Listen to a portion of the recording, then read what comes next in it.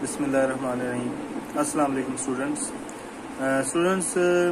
कल हमने पढ़ा था कैरेक्टरिस्टिक्स ऑफ साउंड के मुतालिक के साउंड की खसूसियात के मतलब साउंड जो उनसी है उसमें क्या क्या खसूसियात पाई जाती हैं। जैसे साउंड जो है वो उसकी खसूसियात में हमने पढ़ा था लाउडनेस के मुतालिक, ठीक है। और लाउडनेस जो थी वो बेसिक होती है कि किसी भी आवाज़ का फेंट और लाउड होना, ठीक है, उसको हम कहते हैं लाउडनेस, ठीक है। कि हम किसी भी आवाज़ के फेंट या लाउड होने में डिस्टिंग्विश या फ़र्क महसूस कर सकें तो उसे हम कहते हैं लाउडनेस ऑफ द साउंड, ठीक है।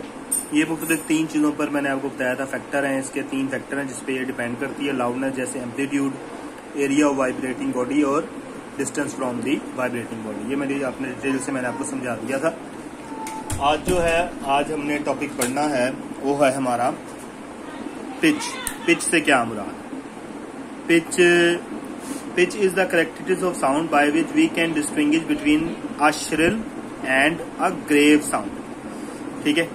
पिच जो सा है ये आवाज की वो खसूसियत है जिसमें हम एक श्रिल कहते हैं बारीक आवाज को और ग्रेव कहते हैं भारी आवाज को, ठीक है।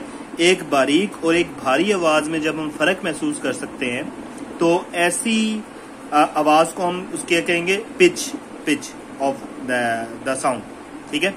कि जिससे हम उस आवाज के बारीक होने या भारी होने में फर्क महसूस कर सकें, ठीक है।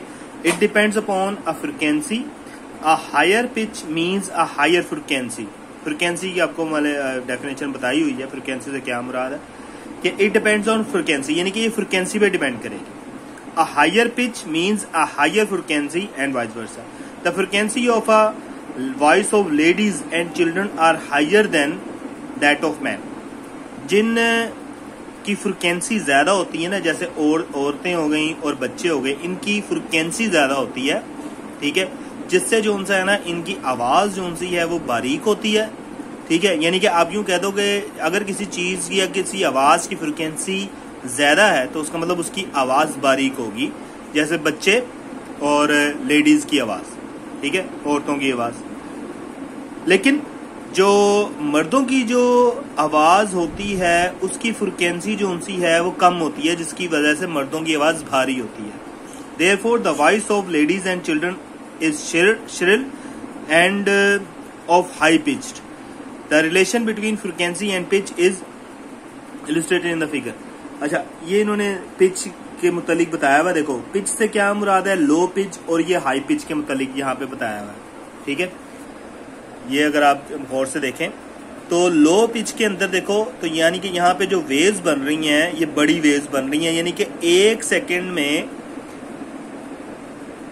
निस्बतन कम वेव बन रही हैं, ठीक है। और यहाँ पे देखो तो यहाँ पे अगर हम देखें तो 1 सेकंड में जो उनसी है वो ज्यादा वेव बन रही है, ठीक है।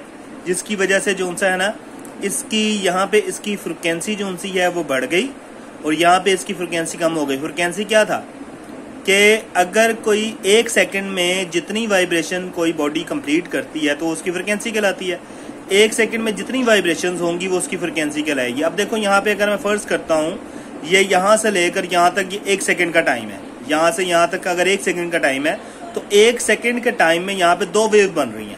एक वेव ये हो गई और दूसरी वेव ये हो गई, ठीक है। 2 और ये 2.5, तकरीबन 2.5 वेव इधर बन रही हैं। और यहाँ पर भी ये 1 सेकंड का टाइम है, लेकिन यहाँ पे कितनी वेव बन रही हैं?